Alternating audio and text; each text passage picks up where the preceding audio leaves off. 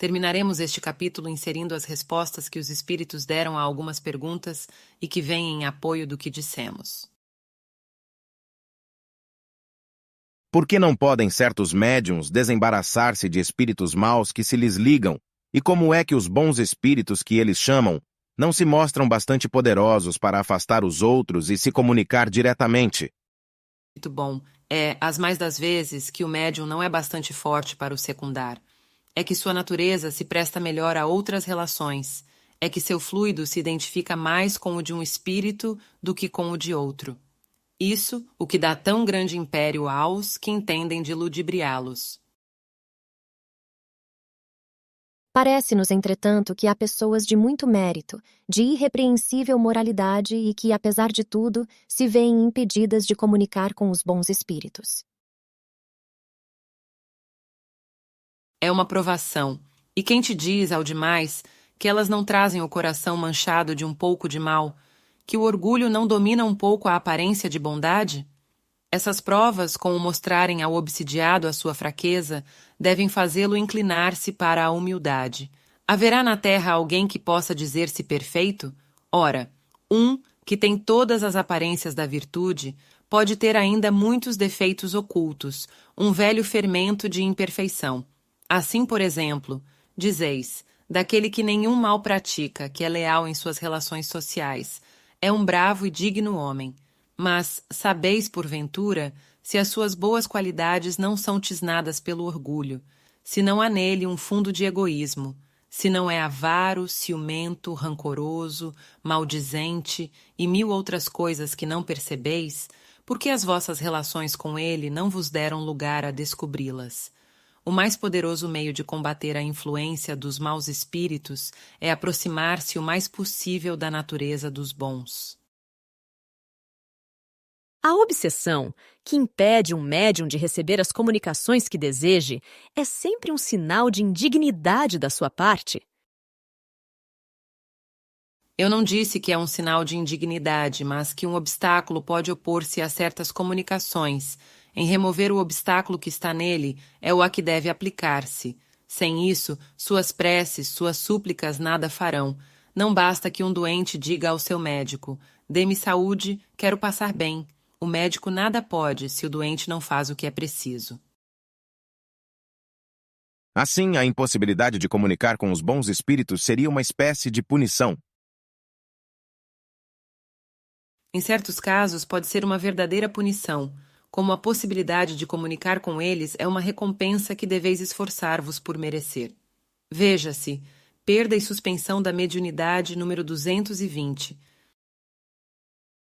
Não se pode também combater a influência dos maus espíritos moralizando-os?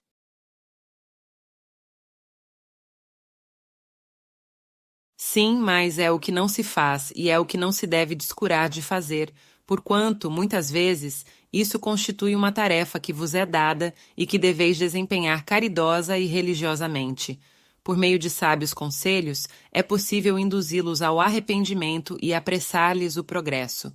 Como pode um homem ter, a esse respeito, mais influência do que a têm os próprios espíritos? Os espíritos perversos se aproximam antes dos homens que eles procuram atormentar, do que dos espíritos dos quais se afastam o mais possível.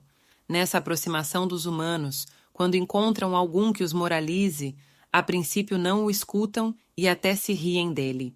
Depois, se aquele o sabe prender, acabam por se deixarem tocar.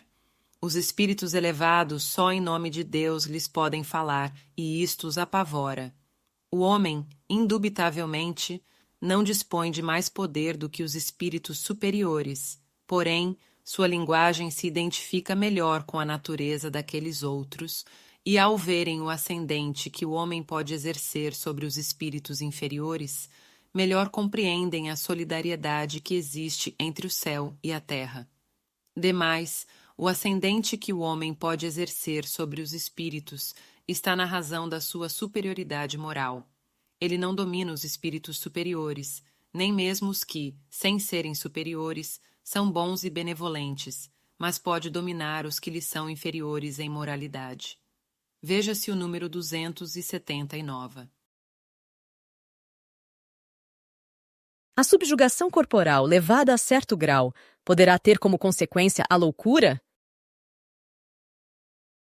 Pode é uma espécie de loucura cuja causa o mundo desconhece, mas que não tem relação alguma com a loucura ordinária.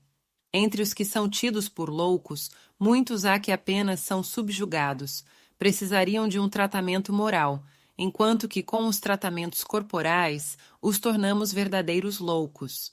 Quando os médicos conhecerem bem o espiritismo, saberão fazer essa distinção e curarão mais doentes do que com as duchas. Número 221. Que se deve pensar dos que, vendo um perigo qualquer no espiritismo, julgam que o meio de preveni-lo seria proibir as comunicações espíritas? Se podem proibir a certas pessoas que se comuniquem com os espíritos, não podem impedir que manifestações espontâneas sejam feitas a essas mesmas pessoas, porquanto não podem suprimir os espíritos, nem lhes impedir que exerçam sua influência oculta. Esses tais se assemelham às crianças que tapam os olhos e ficam crentes de que ninguém as vê. Fora loucura querer suprimir uma coisa que oferece grandes vantagens, só porque imprudentes podem abusar dela.